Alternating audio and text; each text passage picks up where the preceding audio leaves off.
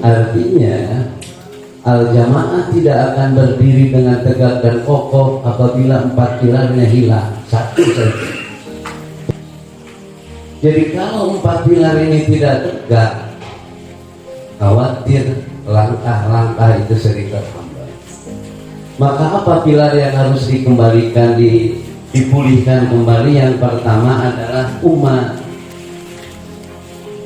di mana Ar-Raghib Al-Asfahani memberikan makna al-ummah itu ayat jama'atul yatakhayyaruna al-ilma wa amal shalih.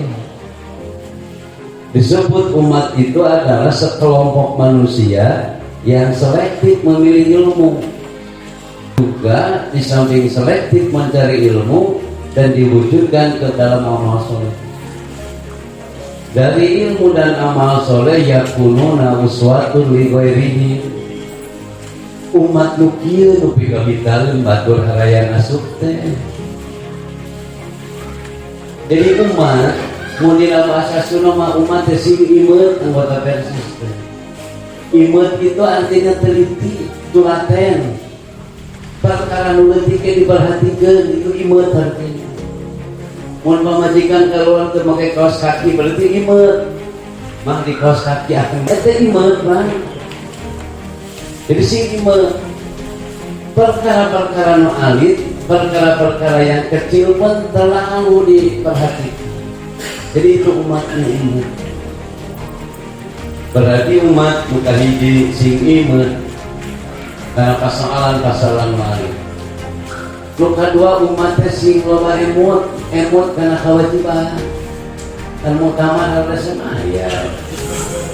Komo iuran anggota dina hartos kurang kedah seueur emut karena kewajiban, emut karena purwadaksi. Sing apa awal pergerakan Persis kita sing emut kakolot dina hartos teh umat sing loba emut. Ulah pokokna sejarah. Jawab sejarah teh intina nah urang berumah ke sejarah Persis muka tukang lain bangga dengan sejarah yang ke belakang. Paling henteu ku sejarah teh bakal wajah bihil haq. Jadi intina ayatna sejarah teh dinusepi tu bihi ku adaka keur-keurkeun. Oh, berarti sing emot kana sejarah wayahna diungkap deui kolot bageula teh lalakonna. Jadi menimba sejarah satu nusepi tu bihi ku adaka wajah bihil haq. Jadi sejarah teh membawa nilai-nilai kebenaran.